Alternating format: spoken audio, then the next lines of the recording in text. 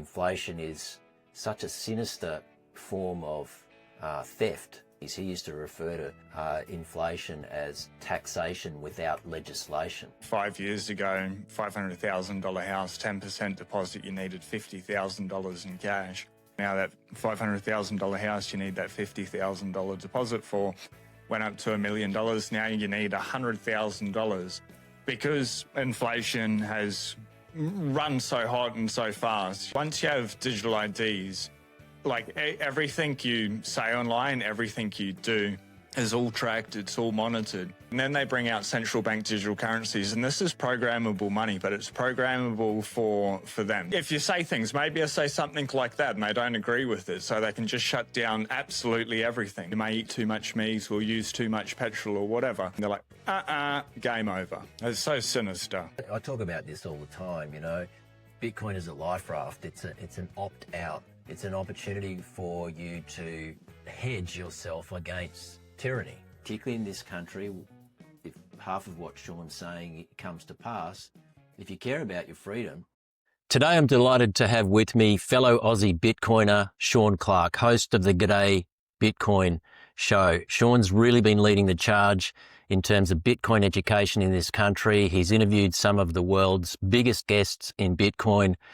We're going to cover a lot of ground today. Sean is one of my favorite people in Bitcoin to follow and to listen to. We have a lot of chats offline, and I'm really looking forward to this chat, Sean. Great to have you here, mate. How's things? Yeah, good, mate. Zane, thanks so much for having me on. It's always a pleasure to be talking. Thanks, mate. And look, I've been following you for a couple of years, Sean, and I think you were a big inspiration for me to actually start educating in Bitcoin and to sort of take this a little bit more public. Let's go. So I want to really get into a little about your backstory, and then I guess why Aussies should really be paying attention to this more so now than ever before. And I know that you've been very vocal, not just in terms of educating people about Bitcoin, but even reaching out to politicians and people of influence in this country and all that. So, mate, what I'd love to do is just kick off by, for those who may, in my audience, who may have not been following you before, just maybe share a little about G'day Bitcoin, what inspired you to create it, and maybe a little about your background as well, what led you to Bitcoin. Yeah.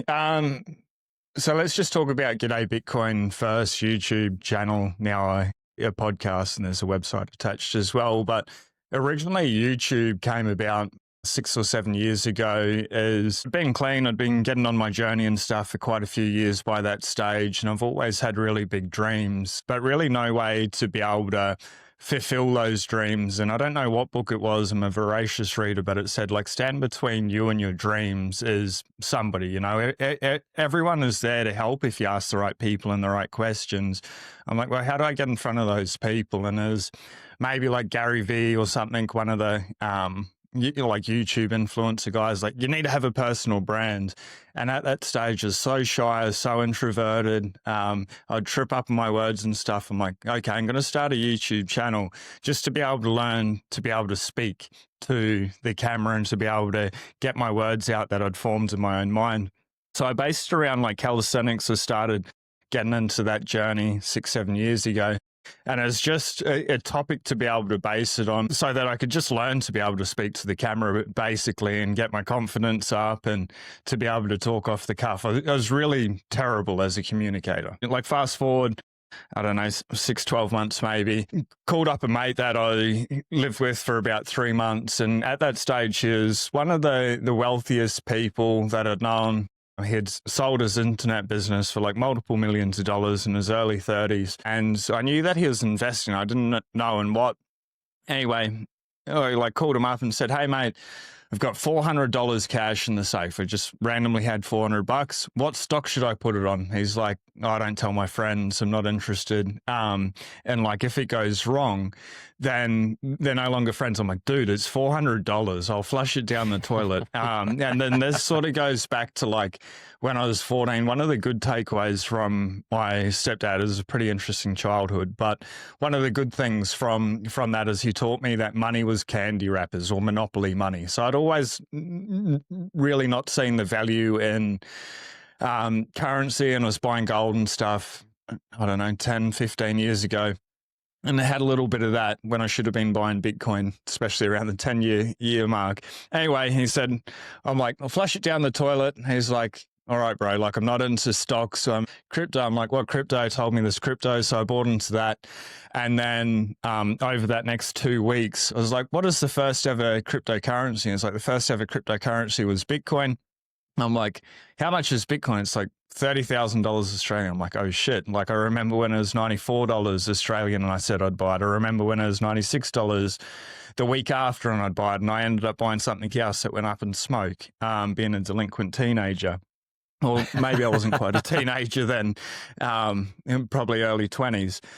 But anyway, got into crypto and bought that. And then so I changed from just Sean Clarke on YouTube to G'day Crypto for a while. And I fucked around there for far too long. I think I was in the crypto space for about 18 months in total. When I was like G'day Crypto, the whole time within 2 weeks, I figured out like Bitcoin was the money. So I was always encouraging people to take profits and stuff. But when I pivoted to crypto, that's where I really started to get intentional to like reach out to people and founders of these shitcoin projects and stuff. I still thought like I was so psyoped. I believed it was for the technology and all this stuff, and we can get into all that shit. I just thought there was something else, but I realized Bitcoin was the money. Encourage people to, if you got a 2 to 5x, leave the initial to run to be able to rise or whatever, but put everything into Bitcoin. Is very consistent. But through that journey with crypto, like talking to multiple founders and stuff, that allowed me to be able to just speak like this. I couldn't do this 6 or 7, 8 years ago. I just wouldn't be able to have a normal conversation. I was a strange kid. Got to the point where I could do that. And then I got like majorly rug pulled personally by a founder. I'm like, fuck this. I am so over crypto. And then just had the total wake up light bulb moment that crypto, it's just pretty much all a scam, or at least it's not money. It's a tech investment at best. So I'm like, I'm Bitcoin only. And then I haven't looked back for the last couple of years. I guess that's the long and short of it, Zane. Yeah. And so when you actually started the G'day Bitcoin channel, Sean, like what was it sort of in that moment that, you said within yourself, well, look, this is what I'm going to do. And do you remember that first episode? What you were thinking, what you were feeling when you actually made that transition from crypto to Bitcoin? I remember that so like when I was going down the crypto journey, like more and more I was getting jaded with this space and I was getting more and more vocal about Bitcoin. And I wanted to just talk about Bitcoin. And going back to that wealthy guy that first got me into crypto, he's like, just talk about Bitcoin. I'm like I'm such a small account, nobody's going to listen to me, and that's my own insecurity. So I just stayed with something that I wasn't passionate about for so long.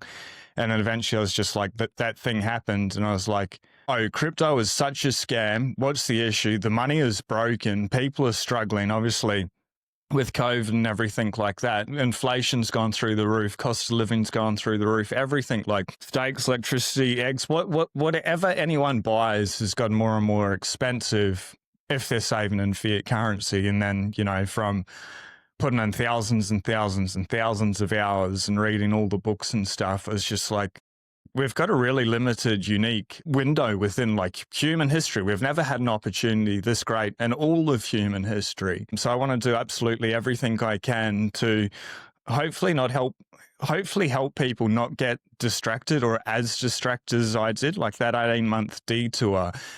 Even though I walked away from crypto with a profit and enough to be able to stop my working at my 9 to 5 at that stage, I knew I didn't learn anything from it. And I had this mindset of you just need to be in Bitcoin for 4 years buying nonstop. And that I gave up flying, which is my greatest hobby, did everything. And then I didn't want to draw down on that, gains that I made. So I just kept working there and then stacking skills and just getting more and more intentional.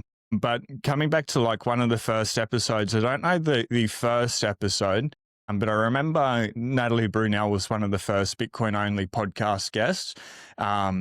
Maybe not the very first one, but I remember once I had her on the show, it was just like a turning point in my life and the way that I was approaching it. Bitcoin is very serious. Obviously, Natalie Brunel has that traditional journalist type role, and she's so eloquent and knowledgeable and so grounded when she'd come across.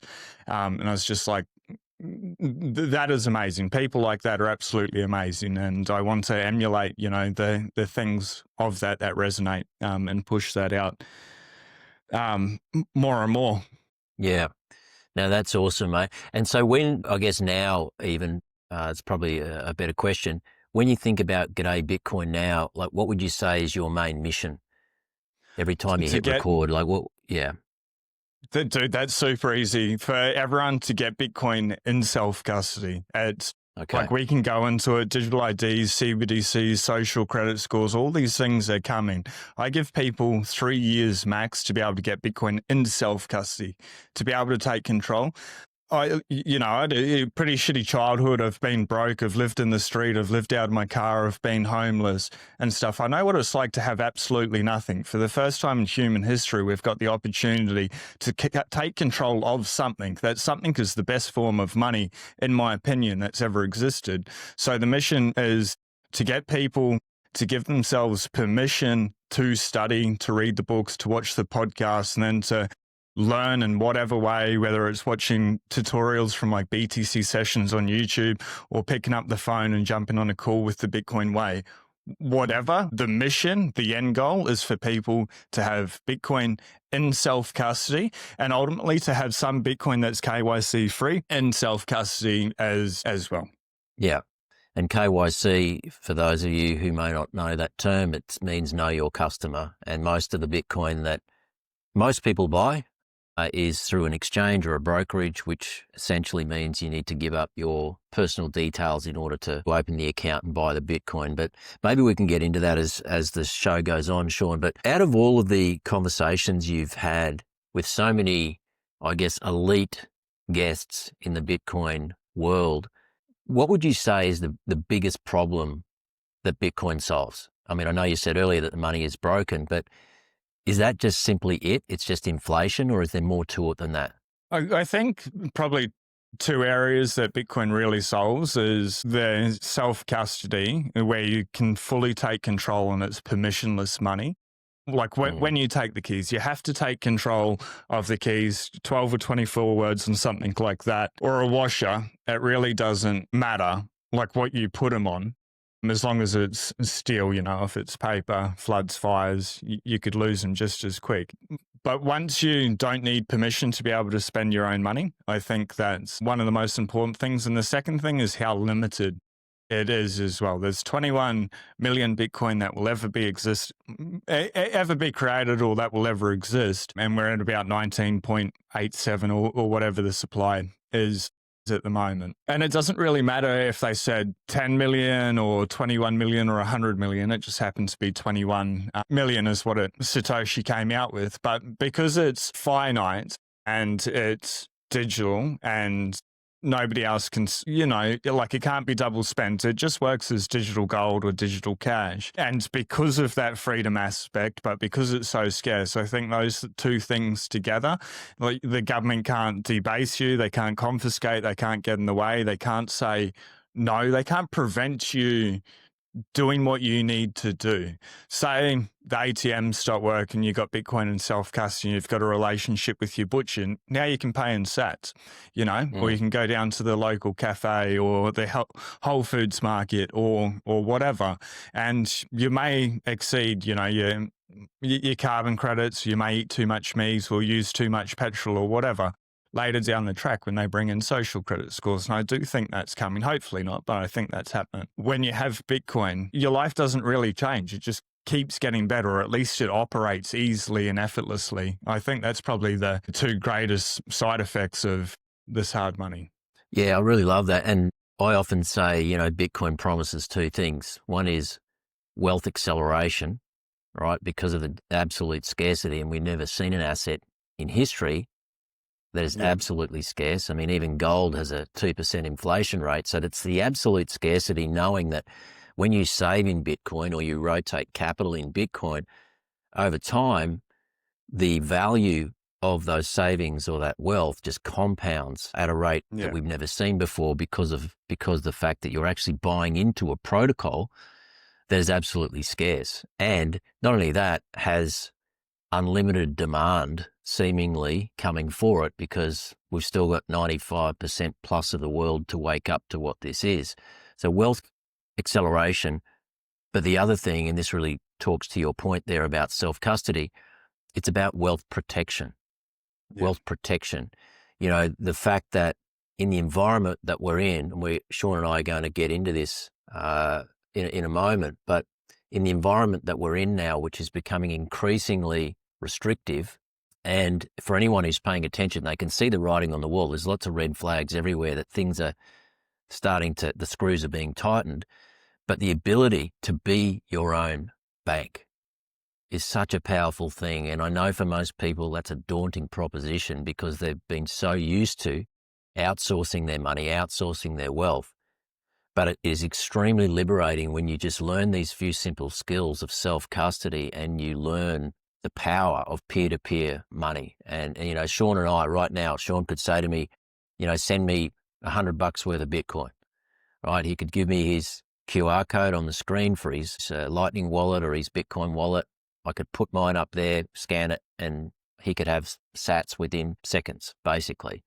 And that is a very powerful thing when there's no intermediary between you and your money and your ability to transact, which we all believe over time is going to become increasingly more difficult. Sean, what I'd love to know, because I know you're big on sharing books, particularly Larry's book, The Big Print, Parallel by Brian DeMint and others. What would you say is the biggest objection people have to Bitcoin when you're talking to them about it? Maybe you give them a book to read. What's the feedback you typically get from somebody who doesn't say yes straight away? You still hear it quite a lot, that it's magic internet money. Also that it's a Ponzi scheme and it's like the greater fool theory, that people are only buying it in the hopes that it's going to go up so they can sell it to go back into fear and the next person's going to be that greater fool. I think they're the two biggest out of those. In terms of rebuttals, especially for the magic internet money, I'm like 100% it's magic internet money. Your wealth goes up over the time you learn to put in the proof of work. Like Bitcoin is magic internet money, not in the way that they try to shut it down. Yeah, that's right, to trash it. But truly, anyone that's been on the Bitcoin stand or been stacking sats for even just a little bit understands the magical power of Bitcoin. In regards to like being a Ponzi scheme or like the greater fool theory, anything is like that. Like if you're buying a house later down the track, like you're buying a house with the hopes that it's going to go up and you can sell it, you can pay off the mortgage and you can upsize or downsize, especially in Australia. But I'm like, that's not what Bitcoin is. It's scarce money and it is the money. And I truly believe the world is shifting where Bitcoin will be the numeraire. And what I mean by that is at the moment, the US dollar is the world reserve currency for the globe. Eventually, I believe Bitcoin will take that place. Mantle. And that may be 20, 30 years away. Maybe it's not that long. Maybe it takes longer, but we're going to see it more and more and more. And so really it's just about opting out of the current system where people are losing 11% purchasing power per year, year over year, 50% over the last 4 years here in Australia, to save in money that's compounding at say like 45 to 55% per year. But even if it is only going up at 15 to 20% per year, that's night and day compared to losing 11% year over year. So it's just going into money that can't be manipulated. So guys, just to put some context into Sean's point there, that 50% loss in purchasing power or value over the last 5 or 6 years, what that essentially means is if you had $100,000 in the bank in December 2019, as an example, and you've still got it there, even though it still looks and feels and smells like $100,000, the reality is that you can only buy across the board on average half the amount of stuff with that $100,000 that you could 5 or 6 years ago. Is that a fair assessment there, Sean? Yeah, 100% it is. And I think,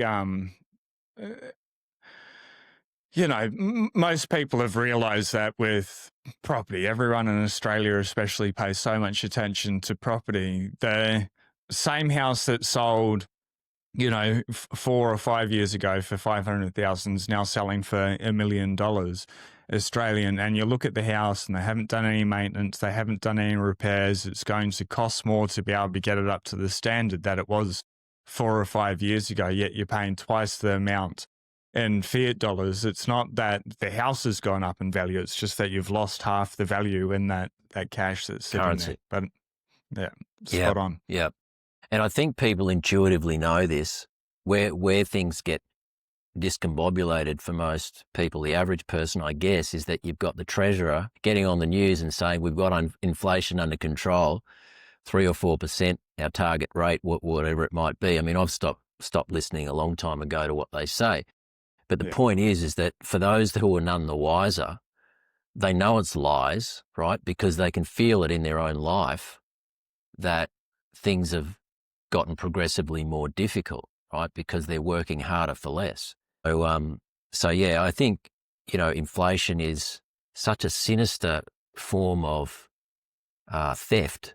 I think it was Milton Friedman, who was a Nobel Prize winner, a prominent economist of the 70s. He used to refer to inflation as taxation without legislation, right? So it's a form of taking more of your money out of your pocket without any laws needing to be passed or voted on in order for them to get it. And so it's a very sinister form of, it really is theft. There's no other word for it, is there? Yeah. I mean, when they are able to print more money to dilute the value of your savings, and it could be in your retirement account, could be in your bank account, you're trying to save for a house. So if you're a young person trying to get onto the property ladder and you're saying to yourself and your partner, you're saying, well, look, we need 5, 7 or 10 years to just lock down, put so much away per month to save for a deposit for a house.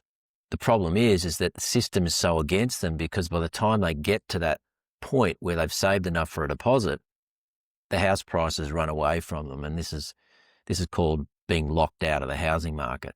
And it's really such a problem now that we didn't really have coming through as kids, but certainly as a father of 3 kids in their 20s, it's a very, very obvious problem now.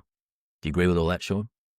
Yeah, 100%. And to add on to that, just very easy visual representation, say 5 years ago, $500,000 house, 10% deposit, you needed $50,000 in cash.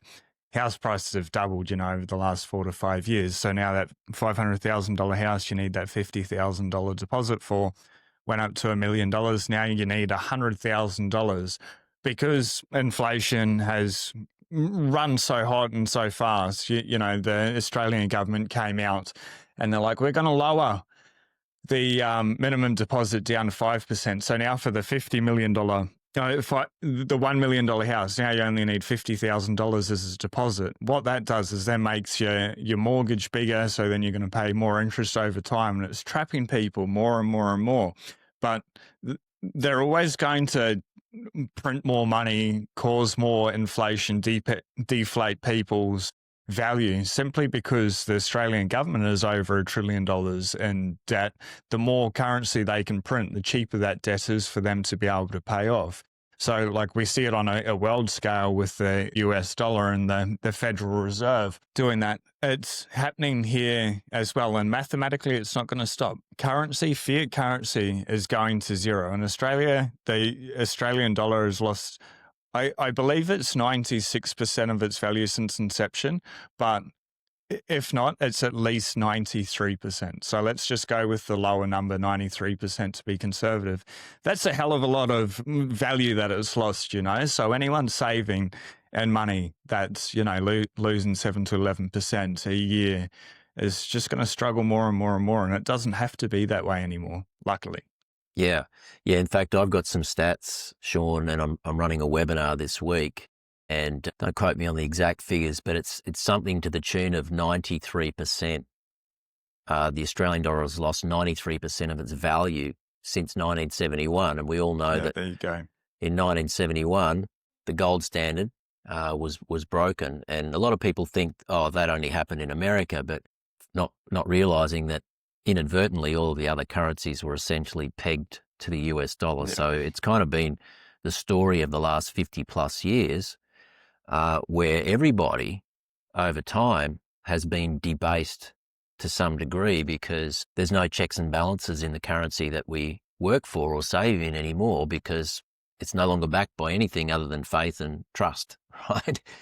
So mate, I'd love it. What I want to do is circle back to how you recommend people who are new to this space get started in Bitcoin. I want to come back to that, but just for now, what I'd love to know from you is, since you're such a big voice in the Australian Bitcoin community, Bitcoin is a global asset, what would you say is the main reason, or it might be a couple of reasons, why Aussies should be paying attention to Bitcoin now more than ever? Yeah. Yeah, I think number one is just the inflation that everyone's been feeling. Like I was saying, rewind a minute, 2 minutes ago. They're never going to stop printing the currency. So if you're saving in cash, you're going to get decimated in purchasing power. And that's, I don't know if it's by design or it's just through incompetence, but they're running the economy into the ground. And if people just choose to save in cash, I think it's going to be absolutely devastating. So I think that's number one reason. And then number two is digital IDs and central bank digital currencies are coming to this country. Now, December 10th with the under 16 social media ban and stuff, that's a backdoor for digital IDs. I don't believe for a moment it's about protecting the kids. Even if we think it's about protecting the kids, we want to go with their gaslighting. Cool. That's fine. We'll take it. But it still means everyone else is going to have to provide an ID to access social media, YouTube, for example. And then once you have digital IDs, like everything you say online, everything you do is all tracked, it's all monitored. And then they come out with central bank digital currencies. We already see the EU coming out, Ursula von der Leyen, whatever her name is like really pushing them, saying that we're going to accelerate it by 2027. There's going to be no cash at all. You need permission to be able to move your own funds. You're only allowed to hold this much in the digital euro, for example. So once you have digital IDs, then they bring out central bank digital currencies. For the average person, for a long time, they're not going to notice anything different. Like if you get a online account or whatever, you're either putting in your credit card details to verify your age sometime or to be able to verify your account. They can see, obviously, if you're using a credit card, you're over the age of 18, you're putting your ID in. So for some people, they're like, oh, I've got nothing to hide, it won't be an issue. They're tracking absolutely everything. And then they bring out central bank digital currencies. And this is programmable money, but it's programmable for them. So they maybe Australia doesn't hit its net zero target. So they're like, all right, everyone's eating too much red meat. Sean, you're not allowed 6 kilos of red meat a week. You're allowed 300 grams or whatever. So, I buy 6 kilos one week and then I go to do it the next week. And they're like, access denied to be able to do it. Topher Fields wrote that book, Good People Break Bad Laws. We're going to get to a point where it becomes so ridiculous, or things will happen that we disagree with that were common sense, like in 2025 or in 2020, or just to go back a couple of years, but it goes against whatever agenda that's going on, or public service health message, or whatever it is that they want to do. It just shuts people out. And then, so digital IDs, they're tracking everything. Central bank digital currencies, they can turn it off or on. They can change your interest rates. They can deduct tax or expenses or fines or whatever straight away. But then the third step is social credit scores. And that's the system that China has. Anthony Albanese has admired what the dictator of China has done to be able to control the population, how he manages that population. He's coming out very much in favor of that model, which is pretty scary. It's a communist country. But if you say things, maybe I say something like that and they don't agree with it, so they can just shut down absolutely everything because they know that I've said it, because my digital ID is connected to YouTube, which is connected to my bank. Something gets flagged in the AI algorithm, they're like, game over. Yeah, it's pretty dystopian and daunting prospect, isn't it? And do you think It's so Aussies sinister. have the aptitude to actually push back, or the willingness or the desire, or do you think that it'll be a sort of she'll be right, mate type attitude towards it? What do you think? I think we'll end up having the she'll be right attitude, but like, do Australians have the power to do it? Absolutely they do. But I believe everyone's so polarized at the Complacent. moment. Like, well, no, even distracted. Like, there's a lot of Australians jumping up and down with protests and marches and petitions and social media posts and social media videos and everything like that. But it's like left versus right, or this skin color versus that skin color, or Palestine and yeah, like just everything that really has, like, yes, these are huge issues, they're big issues and stuff, and not to be able to talk about, like, anytime you want to talk about mass immigration, they're like, you're racist. Not talking about immigration, we're talking about mass immigration, but then they just like label everyone, they're like, you're racist, and that causes more division and more riots in the street, and they keep everyone so busy and fighting with each other that people aren't paying attention that they are slipping in digital IDs, then they'll bring in CBDCs and then social credit scores. And there's that, I think it's like a neo-Nazi rally or whatever, don't really pay attention to all of it, which they gave them permission to be able to protest. That's great. Make your voice heard, whatever about your issue. I don't know what they said or what they did, so I don't know if it was good or bad, right or wrong. No idea, but let people speak. But those people did whatever they did, and now they're saying, oh, we need to see if there's any hate speech in that. And maybe there was hate speech in that. I don't know. But maybe they also set up that event because they believe there's more likely to be hate speech. So then they can come out and they can put in more laws to be able to stop any speech. Just label, if you say mass immigration, that's hate speech. I'm not talking about immigration. This country was built with immigration. I've got a lot of friends and family from different countries and stuff like that. This is how Australia was built, but they want to twist reality or distort or stop you from having like a common conversation.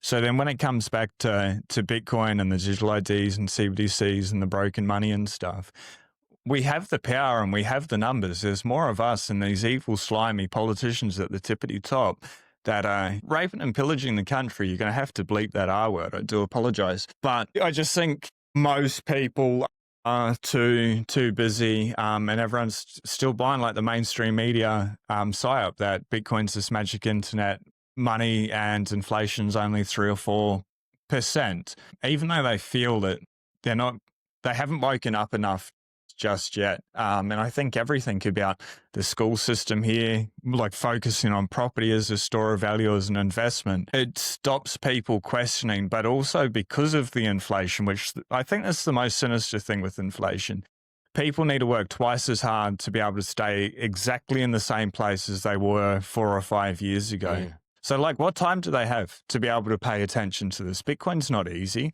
It takes 100 hours to get like just a basic understanding. Yes, like you can read the big print and you're going to be ahead of, 99% of the global population in understanding. But that's 13 and a half hours. And that's probably enough to start to wake someone up. But they still need to put in the other 77 hours. Or 87 hours to be able to get up. And what time do people have when they're so busy with kids and work and school and the groceries and clean and everything like that? Maybe they need to take on a second or a third job or something like that. So I don't know. I hope so. That's why I love, if anyone wants to start a Bitcoin podcast or just to get that information out, do it as much as possible. Because if one person resonates with someone like myself, great, but they may not, but they may resonate with someone like Zane. And I don't think we have very long to be able to do it, but we've still got long enough that it's possible, Yeah. I'm optimistic. Yeah. No, that's good because we need to be, because it doesn't look great, does it? But this is why, and I talk about this all the time, Bitcoin is a Life-Raft. It's an opt-out. Yeah.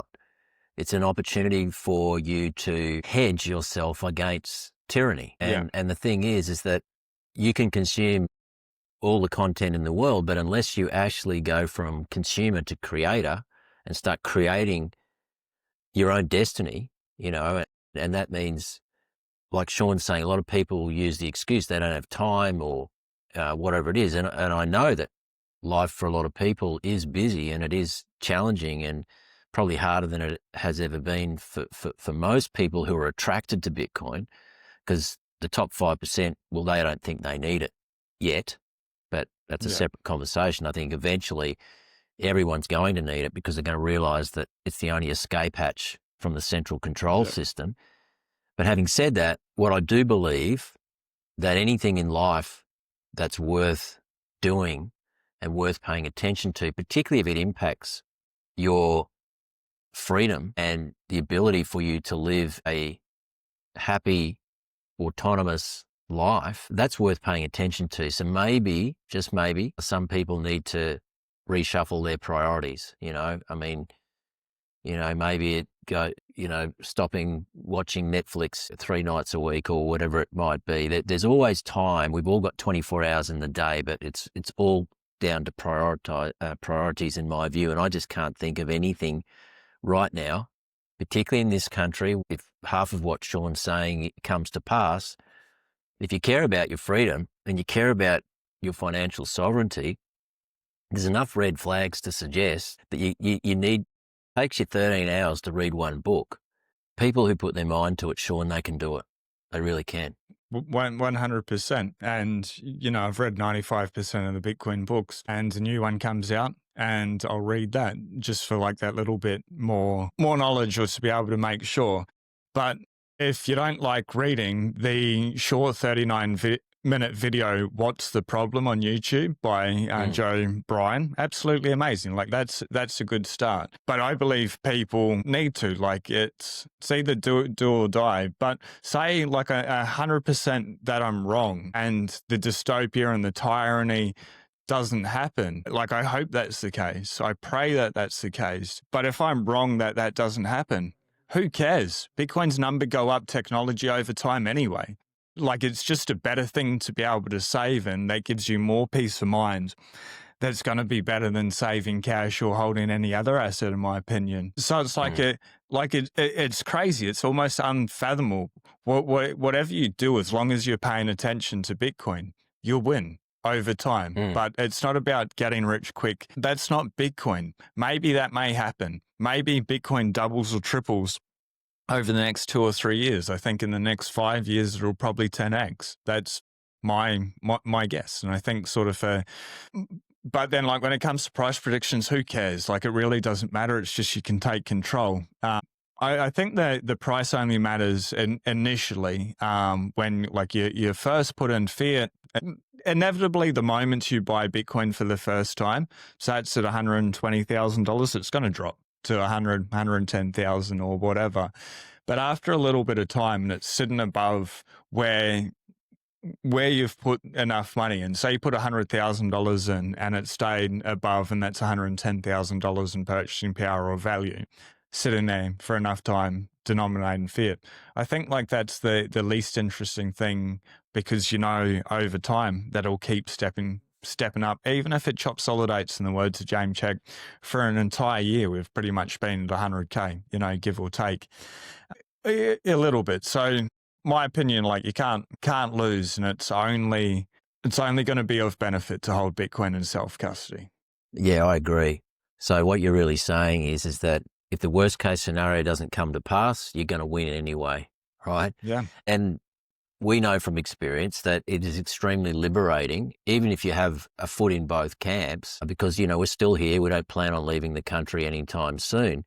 Having said that, there could be a tipping point if things, look like they're getting out of control and Australia turns into a socialist dystopian nation. Well, then, but at least you've got the options then to take a significant portion of your wealth with you to a place where you're going to be treated a lot better, and I know many Aussies are doing this now, Sean, and you and I both know a number of them. Mate, what I'd love to do is just circle back to getting started in Bitcoin, because I know a lot of my audience are relatively new to this space, and I do a lot of one-on-one coaching calls with people who Yeah. are either brand new and they're looking to just get started in Bitcoin on the right foot.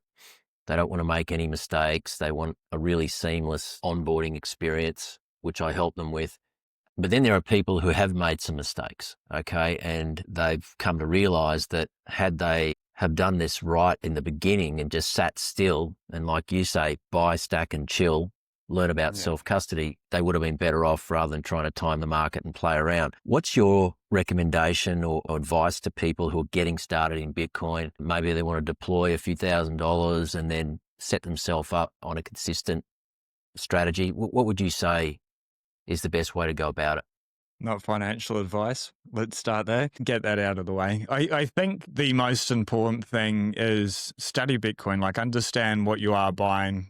I'd recommend The Big Print, Followed by Parallel. There's a reason that I recommend those two books over and over again. They're fantastic. Read through those. But initially, I think like you have to make a Bitcoin buy straight away, whether that's $5, $10, $100, $1,000 is your first buy. You want to do that, in my opinion, again, not advice, but like as soon as possible. You just want to get some exposure. And if it's, say it's like $100 or whatever, the Amber app makes it super easy. I signed up a lady that was, I'd say, maybe early 70s the other week at a cafe. I was just talking to her and helped her, sign up to the Amber app within about 5 minutes. And then she had connected a bank account and stuff. And then she was just transferring that money to be able to buy Bitcoin. I think you want to go through that process as quick as possible to be able to set up, connect your bank account, get all your ID and stuff sorted. And then from there, transfer the fiat. Then once you've got it, into, say, like Amber app, which is a Bitcoin-only registered exchange, then you want to download an app on your phone. Something like Aqua Wallet is really good. And then you want to send from that exchange to your wallet. And then from there, if you've got another phone or whatever, or just another app, like move it around a couple of times to be able to see how it works. You can also swap from Bitcoin to Lightning if you want to just learn, just play. And if you've got a friend, like say you're having a conversation with Zane or whatever, he can send you a couple of sats, or a conversation with me. You'll get people just to use Bitcoin and see how easy and fast it is. It doesn't matter if I'm talking to Zane here in Australia or somebody, Tony in Greece or somebody on the other side of the world. You can send Bitcoin absolutely instantly. It's like the same speed. And I think that's that light bulb moment. Well, this is easy. I can do it. I can play with it. I can move it. When you're using a wallet like Aqua, it says back up now or back up later. When you're at home, you're in a quiet place, there's no cameras, there's no microphones, you say back up now. And then it'll give you your 12 words. Initially, you'll write them on paper. Then you can put them on steel, but it's like a hot wallet. It's just to be able to test that you can do it. Once you know that you can move, you can buy Bitcoin, you can move Bitcoin, you can send Bitcoin, you can receive it, you can swap Bitcoin. You know more than most people that just buy Bitcoin and then leave it on the exchange. And it takes you like within an hour, basically, you've done all that, you're ahead of most people. Then I believe the best thing is, like it depends on your conviction, but for anyone that understands Bitcoin, if you've got a whole lot of fiat that you don't need for a couple of years, it's better just to lump sum into it, which just means all the cash you have there. There's two ways to really get into Bitcoin: is you can get all that cash and you can just throw it in, you can buy Bitcoin on that day, or you can DCA and say it's like $1,000 a day for 5 days for $5,000. If you have the $5,000, initially it's better just to throw it all in. And then as more money comes in, whether it's every week or every 2 weeks, so for like the last 5.5 years, I've bought every 2 weeks on average, like minimum. And you just like keep stacking sats. Is that like on more the and more. is that on the Amber app, Sean, or on some other application? Yeah. No, it's on the Amber app. For anyone that doesn't know the Amber app, they're like the world's first Bitcoin-only DCA app. So dollar cost average is where you can buy day in, day out, hour in, hour out, or every week, or every fortnight, or every month, or whatever. They make it really easy. Or you can just, send fiat from your bank account there, and then you can just buy all at once. They make it very nice. It's Bitcoin only as well, so there's like none of the distractions of everything like that. Yeah. Automatic withdrawals as well once you set up your wallet. But once you've bought that Bitcoin, that initial amount, you want to get it into proper self-custody. So what we did on the phone, that was a hot wallet, and that's still better once you take those 12 or 24 words down. But those 12 or 24 words were created on something that was connected to the internet. And our phones are recording, they're listening to everything. AI is getting smarter and smarter. Hackers are getting smarter and smarter. When you're dealing with potentially generational wealth, and it doesn't take long, like a couple of years, for Bitcoin's purchasing power for you to get more wealthy than what you would be saving in cash. You want to protect that. So you want to use a device that's never connected to the internet. And there's two ways to be able to go about it. Number one is you spend your time, or number two is you spend your money to be able to learn how. So spending your time, BTC Sessions on YouTube is the greatest free resource out there on YouTube to learn how to get Bitcoin into self-custody, to set up a hardware wallet. But you need to spend the time to be able to do it. It's not just watch one tutorial about one product and be like, I'm going to run with that, because there's so many different products. There's the hardware, there's the software. Do you connect it to your computer? Do you use Bluetooth? Do you use a USB cable? Do you use micro SD? Do you use the QR code? What software are you running on your phone? Are you connected to your own node or a public node? Are you mixing your funds before you're sending it through, etc.? So to be able to find the best self-custody setup for you in your situation, you're probably going to have to watch 30, 50, 100 hours worth of content, triangulate that data, test things and make it. And that's the journey that I went down. I patched all these things and I thought I was making it stronger and stronger, and keys in 3 different countries and everything like that. And they're still geographically dispersed, but as something happened with my old setup, I thought it was very safe and I'd pieced it together and stuff, but it was a freaking nuisance, like a really big nuisance. Now it's still a pain in the ass, but not like it was, So the second option is to be able to pay for somebody that understands to be able to teach you. I recommend the Bitcoin Way. They're literally the best in the world when it comes to Bitcoin, IT, and cybersecurity. Like, they'll never touch your keys or your coins or your Bitcoin, but they just mentor and they teach you like the 7 steps that you need to be able to be elite, to be able to run your own node, to be able to connect your own node, to make sure that you're using open source, verifiable, air-gapped software that's never connected to anything, ever connected to the computer, to be able to make sure that you're never going to lose it, that it's going to be there when you need it. So like, that's the 2 ways. It's either it's always pay to play. Everything in life is pay to play, time or money. I obviously went down with the time route initially, and I just thought, like, shit, I wasted my life here. I should have just talked to Tony at the Bitcoin Way first, but I wasn't aware of his services and stuff. And I would have saved my life, and I could have stacked an extra skill, or I could have read 1 or 2 books in that time that may have led to the next unlock in the business or whatever it is. But, either way, once people figure out self-custody, like invest in it. If you have a self-managed super fund, your super fund can be able to pay to be able to teach you how to be able to secure your Bitcoin for the self-managed super fund. It's a good way to be able to get those skills for your self-managed super fund, for example, and then it's not out of pocket, but whatever. But that's the most important thing. And then once you've done that, obviously, when you're sending Bitcoin to that hardware wallet, that self-custody setup, it's not this going like a little bit more complex, but still surface level. You don't want to just send like $50 at a time worth of Bitcoin to your wallet, because you're going to have all these like change instead. Like, you really want to be sending $100 or $1,000 notes into your wallet worth of Bitcoin at a time. So whatever you leave on the exchange as you're building it up, if you're buying it every day or every week or fortnight or month or whatever, never leave more on there that if you lost it, for whatever example, you'd cry about it, you'd lose sleep over it. Maybe that's $1,000 for some people, up to $10,000 for other people. But then get a big chunk and then send it to your wallet. So at least it's in like a bigger package. And then when you go to spend that, you're spending $100 note, not, $101 coins and stuff. It's going to be cheaper later down the track. Yeah. It's not hard. It is, it's just steps. No, it is just steps. And this is kind of why, Sean, I created the Bitcoin Success Circle community that I've got, and people have joined that over the last few months, predominantly Aussies. And I basically took everything that I've learned over the last 6-7 years and just packaged it into a 6-module program, right? Yeah. So that then somebody new coming to this space who's like, their mind's just going, where do I begin? How do I take all this information and turn it into education so that I can digest it in a format that makes sense? That's what it's about. So, just to have that pathway, I guess, of learning can be really, really valuable to somebody who's looking at all these YouTube channels and all these different resources, free resources out there, which are brilliant, and you can learn it all yourself. And I try to do the same.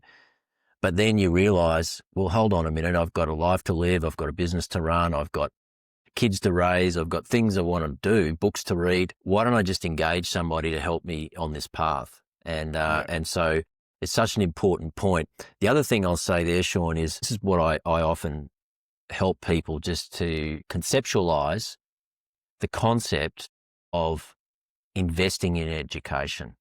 When you think of Bitcoin, for those of us who have done some work on Bitcoin, what we realize very quickly is that it's digital gold or it's pristine collateral. There's all these different words to describe Bitcoin, but essentially it's a really scarce, very valuable asset to hold.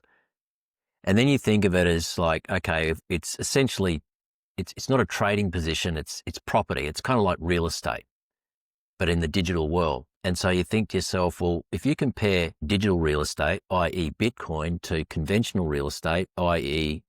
a house in Australia, all of the costs associated with that house in Australia, if you think about the maintenance costs of them, stamp duty to buy it, insurance, rates, land tax, maintenance, you name it, right? There's just this endless plethora of costs associated with just acquiring and holding on to that asset. With Bitcoin, you basically have none of that, right?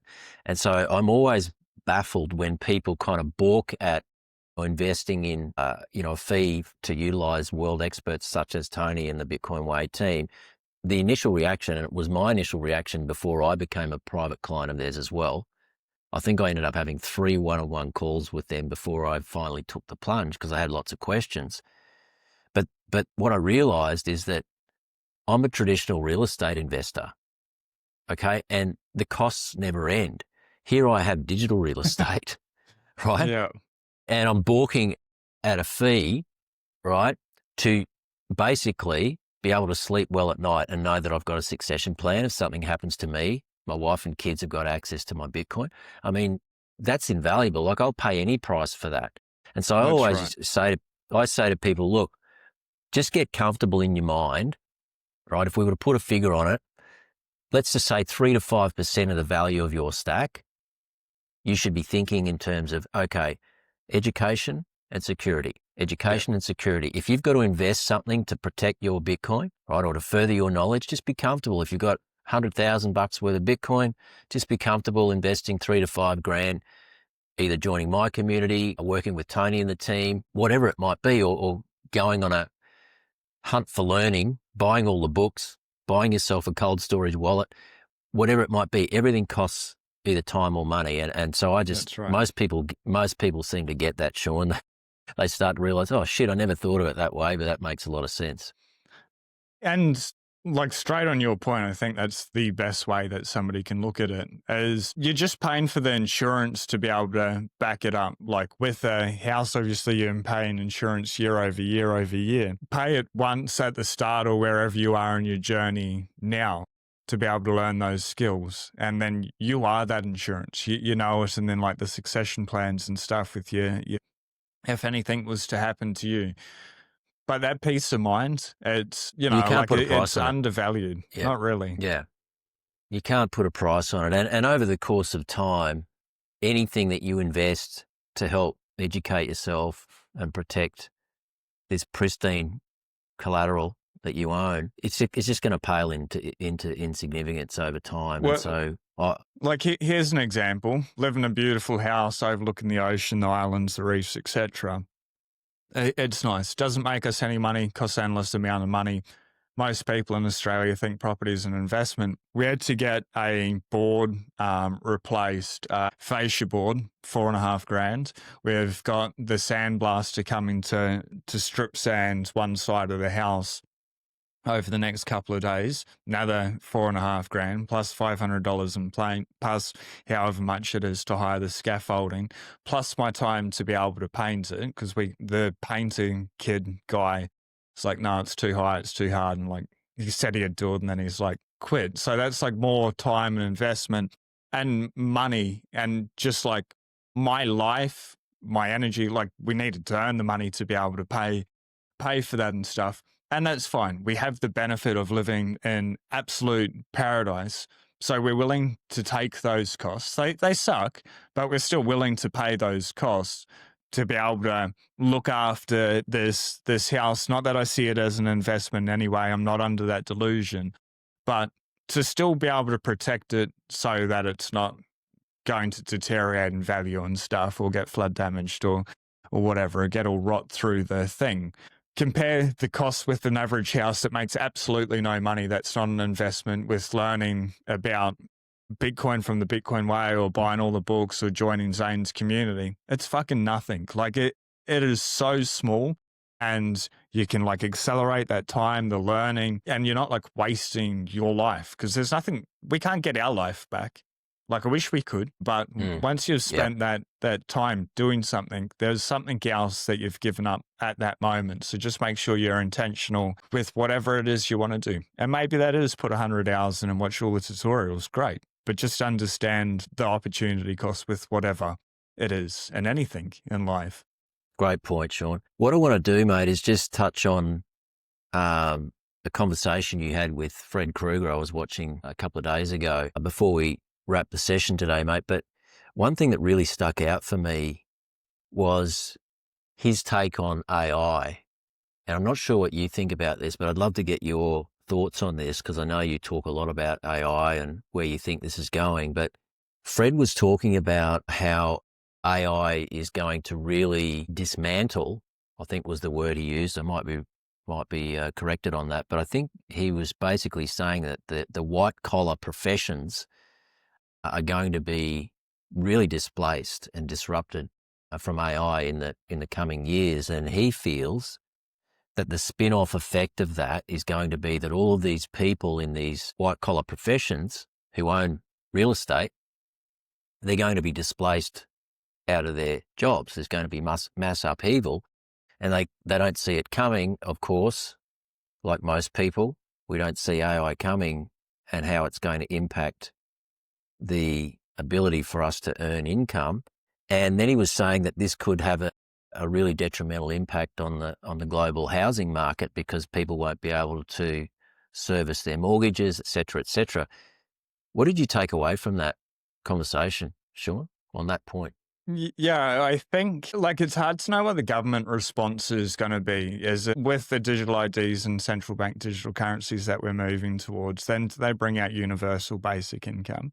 So like, to take it back a step, do I believe people are going to be displaced? 100%. So my wife and I have a company, and, you know, I got 3 doctors on my payroll, which like a huge payroll every month. It's crazy. But when we were starting the company and stuff, I didn't hire an IT person to be able to do the website. That was me with AI 4 to 6 hours a day, working intensively. At the start, I did all the accounting, all the bookkeeping, like learning from AI what I needed to be able to do. Like with so many things, I really believe there's like what I could do with AI to get the company up and running to do everything that we needed to do. Replace 3 people full-time, or maybe say 2.5 full-time equivalent positions, which just like a young man with using this thing that was pretty much free. Like, I didn't upgrade to the paid version of ChatGPT until we'd already received like major contracts and things like that. So it's not like those people got fired from our company. It's just those people never got hired. And so what's that mean for like everyone coming out of school that's going through the university system? What jobs are they going to do? They're just not going to be hired, or maybe 1 out of 5 people get hired. And then as AI and robotics get smarter and smarter and smarter, it will wipe out white collar jobs further. ChatGPT or AI models have nearly all the knowledge in human history, anything that can be accessed, and they can get it just like that. And yes, they need people to be able to check, but they'll get better and better and better at doing that. And, we've seen even the AI videos of Will Smith eating the spaghetti and stuff a couple of years ago, and he was all like mashed up in the face. To now, like, you don't even know. You don't even know. So that's editors out of jobs and stuff like that.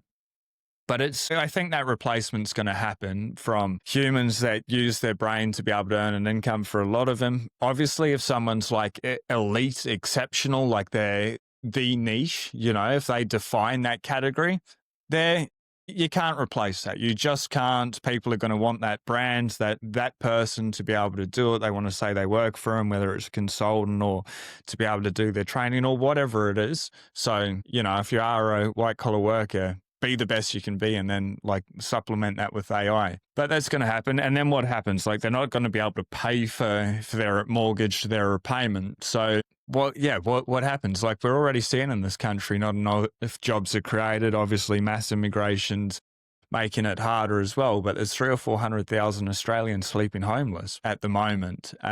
So what happens? We just get more and more and more homeless people.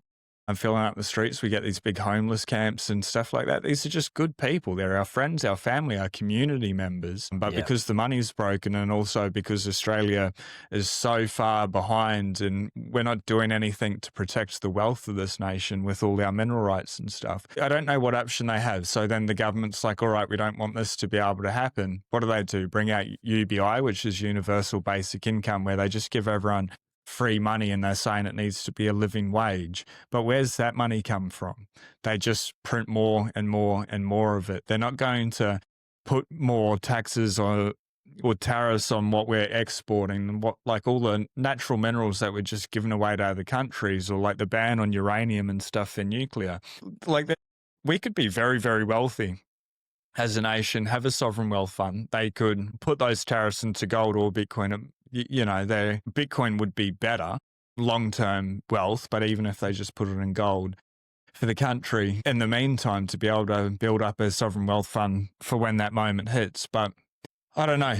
It'll be interesting what the government's reaction is. They either print money and then anyone holding cash is just debased more and more, and then it'll only be people with Bitcoin or gold really that can buy anything of value. And then the homelessness problem gets worse and worse. I don't know. Like either way, they're screwed. It's I don't know. Do you have a more positive view on it? No, I think AI is coming for everything. Yeah, look, I haven't spent an infinite amount of time studying, the implications of AI, but I have read Adam Livingston's book, The Great Harvest. The Great Harvest. And it is interesting. Like a nightmare, that book. It is fascinating to kind of get that perspective on pretty much how AI is just its ability to displace human capital is far beyond what we can probably comprehend now, and the implications for this world of abundance, right? But it's going to be like a pseudo world of abundance where everything appears abundant, but it's happening at a time where currency is becoming worth less and less and less. Companies who embrace AI are going to become more and more efficient because they don't have these exorbitant labor costs. What's going to happen to all the people who are displaced? And at the same time, you've got this infinite efficiency from people who have embraced AI being met with or intersecting another phenomenon, which is called absolute scarcity, meaning a place to store value, which of course is Bitcoin. And so people who haven't embraced AI, so they're not becoming infinitely more efficient, and they haven't embraced Bitcoin, i.e. they're not storing their time and energy in abstract form, which is our money. They're not storing that in an absolutely scarce asset. They're going to go down. And that's the takeaway I get, is that you either need to be embracing AI to make yourself more efficient as a corporation, you Inc., if you're a consultant, or your business, you've got to be embracing AI, because nothing stops this train, right? And if you're not going to do that, then you've got to be storing your value in absolute scarcity. And I think, like I do think it'll get really bad for people not paying attention to Bitcoin and AI. But I think eventually we'll come out the other side and everything will start to get better and better. We'll have to have a monetary reset. And that's where I see Bitcoin becoming the new rare. But the world has to go back to a sound money standard. And that pain between for a couple of years is going to be very hard, devastating for a lot of people, anyone without Bitcoin and anyone not using AI, to be able to accelerate what they're putting out there, their services to the world. But I think eventually we'll come out the other side and then it'll start to get better for everyone. But it's that transition could go on for 5, 10, 15 years. Yeah. Yeah. And if it doesn't happen, so what? You get more wealthy. Like it's number go up technology, you put in the proof of work. Yeah. I think the point is, Sean, that now is the time more than ever to be just thinking outside the box, paying attention to this shift that we're going through.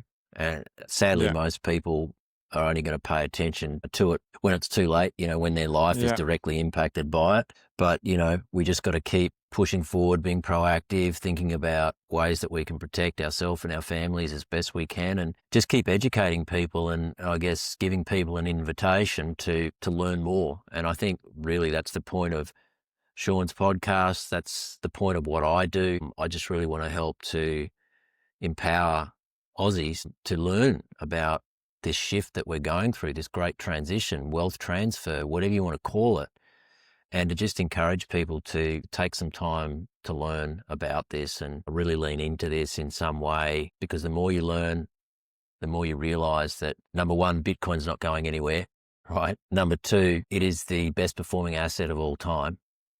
Right. And when you compare it to everything else that's out there, stocks, shares, real estate, bonds, superannuation, you quickly realize that you'd have to be a fool to completely dismiss Bitcoin, because it's just basically eating alive all of those other assets in terms of performance.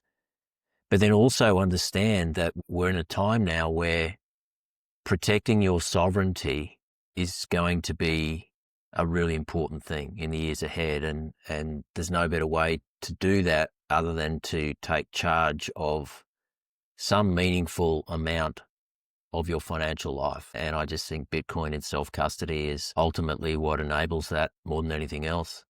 Would you agree with that, Shawnee? Yeah, 100%. I would. Just not your keys, not your coins. And then you're saying, in regards to people not buying Bitcoin, I think the only reason someone does not buy Bitcoin, it's one reason. I think it's just a lack of understanding. They may have read a couple of books or watched a couple of shows, but it hasn't clicked yet. And I think if you just keep putting in the hours and putting in the proof of work, once you understand it, you can't unsee it. It's impossible not to get. And that journey may be shorter or longer. They say 100 hours on average for people. Some people will read the big print, light bulb will go off straight away. Some other people will spend 200 or 300 hours reading all the books, watching the podcasts. But I think it just comes down to a lack of understanding, and that's a good thing. It just means putting more effort, putting more work, and you'll get there. And it's only net beneficial for anyone watching, if you haven't already, to buy Bitcoin, to buy a stack and chill. Yeah, I love that. And I think that's a great note, Sean, to leave a parting message. I love that, buy a stack and chill. I think it's such a powerful just reminder of the simplicity of Bitcoin. It really is something that you can keep really simple, or you can overcomplicate, and a lot of people overcomplicate it, unfortunately. But mate, it's been awesome having this chat with you. I'm sure the viewers and the audience have received some real insight today. Is there anything you want to leave the audience with, mate, before we wrap this up? Obviously, G'day Bitcoin, you can follow me there. Both Zane and I work with people that help people change superannuation to a self-managed super fund. In Australia, it's a very unique opportunity for quite a large pot of money for a lot of people that have been working for a long time to be able to lump sum into Bitcoin. But you do need to go through the process of changing it from superannuation to a self-managed super fund. Make sure you connect with Zane to be able to do that, or you can connect with me if you just want to learn more. There's no, just in everything with Bitcoin, please just learn as much as possible because it's amazing. It's life-changing with that. And then if you're looking for a community, I had Zane on a couple of weeks ago and we did a live and stuff. We had a couple of people in his community that were live and they're like, it's absolutely amazing. It's incredible. Then after the show, I had even more people in my comments saying how amazing it is. So if you are looking for a community and stuff, reach out to Zane. But dude, always a pleasure, man. We'll need to do it again soon. Yeah, absolutely loved it, Sean. And keep up the great work, mate. I think that, you're just really a vocal and much needed space in the Aussie Bitcoin community, mate. So thanks so much. And we'll see you in the next one. Thank you for listening. You've been watching Bitcoin with ZT, where real conversations meet real conviction. We'll see you in the next one.